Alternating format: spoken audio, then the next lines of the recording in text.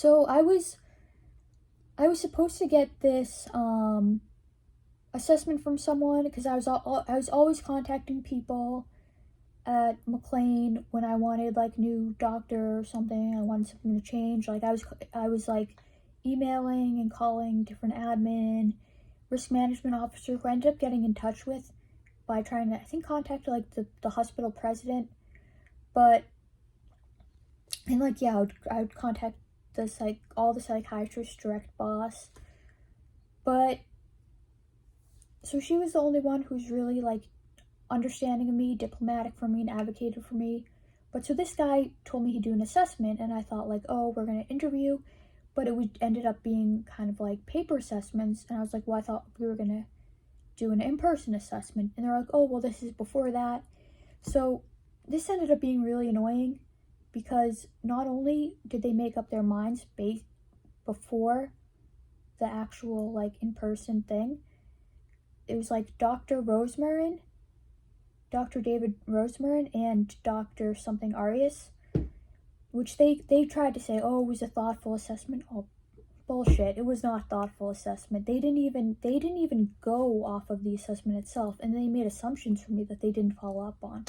Like at one point they said I have a broad tendency to exaggerate my emotional experience. Like, okay, so where is this coming from? Like, what have I done to say that? And like, you would think they would at least be kind of follow up, like try like, oh, well, what would you feel in this situation, or how would you think about this? But they didn't even do that. And also like they check in with you like 5 million times a day and ask you like how your mood, and it's just kind of like going through the motions. Like most of the time my mood, I would say, oh, it's fine, it's okay. I wouldn't be like, oh, I am in the worst distress I've ever felt. I have never felt lower. I've never felt more distraught. Like, I didn't do that. Like, you would think I would take the opportunity to do that every chance I got if I have this tendency to want to exaggerate things. But okay, so they like to try to say I devalue it, but you know what? You can't pathologize me just for having a negative view of something. It seems honestly kind of narcissistic that they would want to do that, but because they didn't even go off of the assessment itself. Like, to make like a diagnosis, you're supposed to go use the questionnaires and then follow it up with an interview, right? And the two traits that I actually endorsed, I had slightly elevated in two traits, was actually accurate. So these were two traits for BPD: affective instability and interpersonal, negative interpersonal,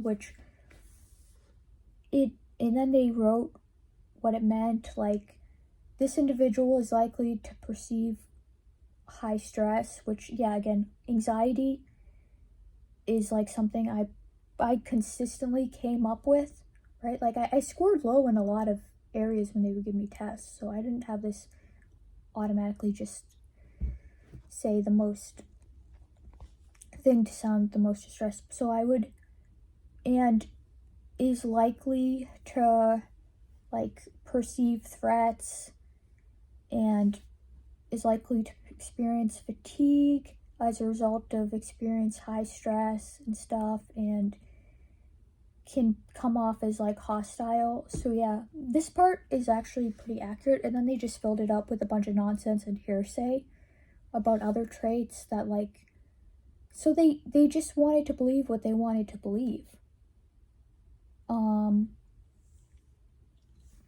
Yeah, so that was like complete nonsense.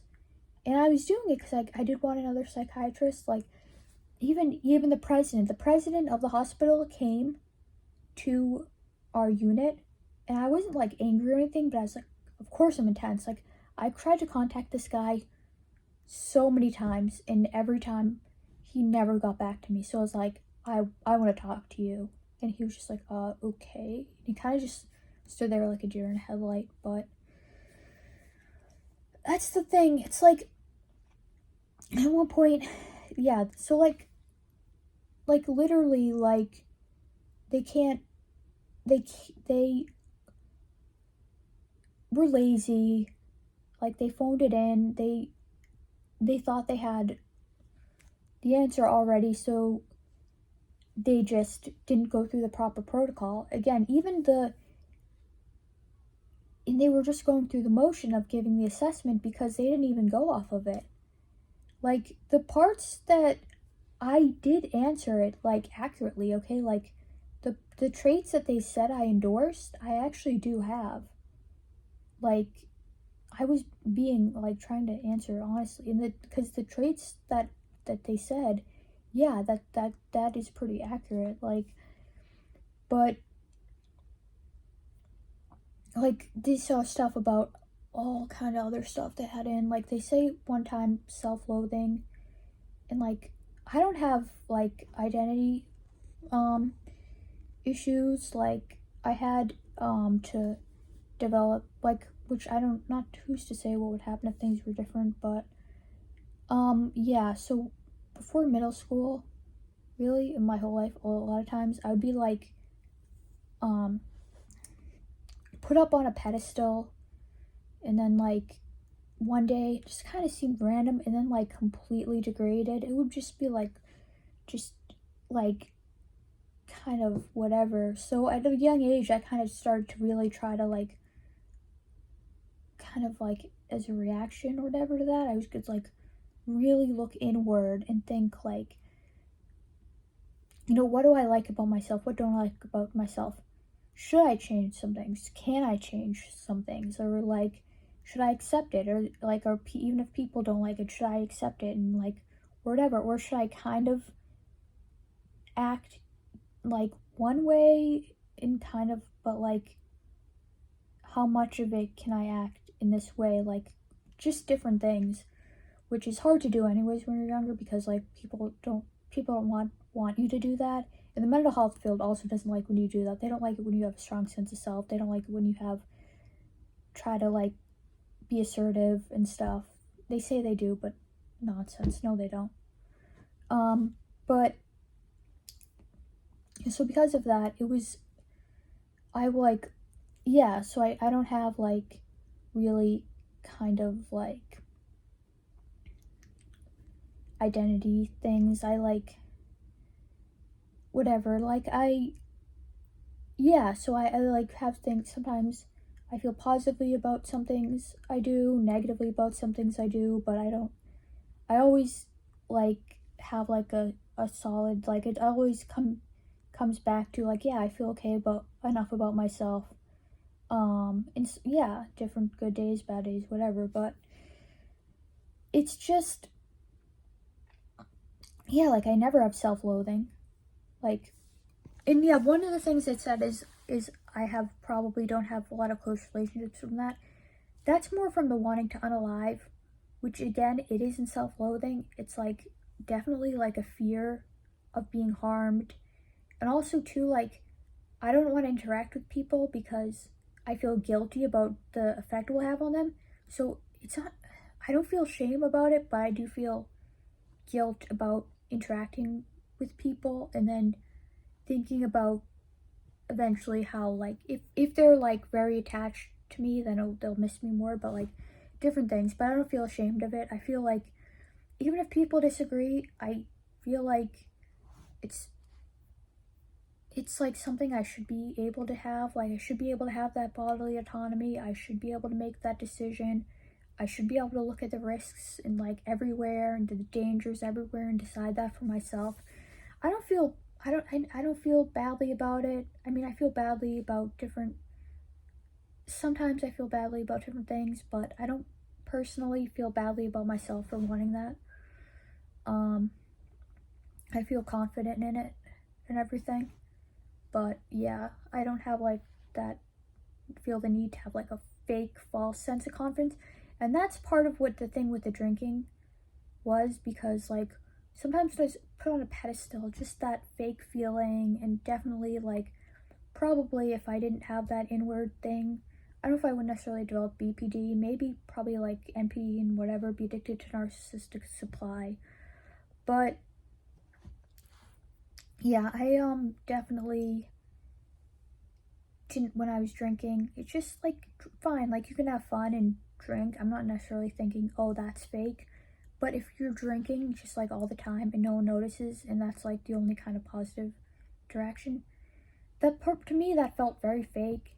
And part of the and I did try to tell like the therapist, now that I remember, I tried to tell him like this, like, because again he was like kind of like saying things like it wasn't what the fact that he was saying it, but it was echoing kind of like worries I have, like, oh, no one likes me unless I'm drinking, like all my negative interactions. But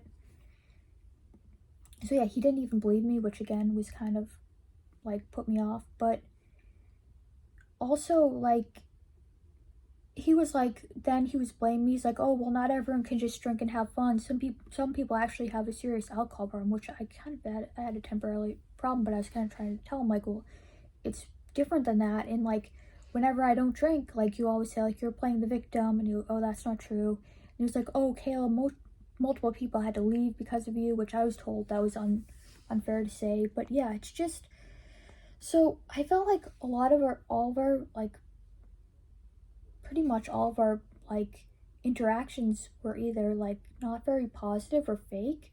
So I don't necessarily feel a certain way, like upset about what he said to me on like some level, but like on some level thinking about it, like to like it just feels bad that someone would kind of, I guess, disregard me like that, which a lot of the things, that's how I feel about my experience at Ellenhorn. But yeah, so but with the thing at McLean, the like diagnosis, this is kind of the thing where it like just doesn't fit. I don't really fit any of the cluster B types. Yeah, I mean, I'm more emotional and stuff probably than most people. And yeah, like so like yeah, like looking at a Broadway, sometimes I kind of look like I fit, but no, I don't fit any of the specific like labels of it, right? Like my identity, I feel like, is more kind of solid, and I don't need to have like a false sense of self. I try to view myself accurately. I try to think of personally, should I improve, that type of thing. And it's really kind of an internal process, which yeah, I like pay attention to like outside opinion, but I at the end of the day I really do self-reflect a lot and think about it in that way. So yeah, that so like just it just is like pretty disrespectful to like say I have identity issues when I had to go through like all kinds of like turmoil to kind of really, when I was younger, before, without any help, get to there. So it's like annoying. And also it's just annoying when people give you a bunch of tests, waste your time, and disregard them.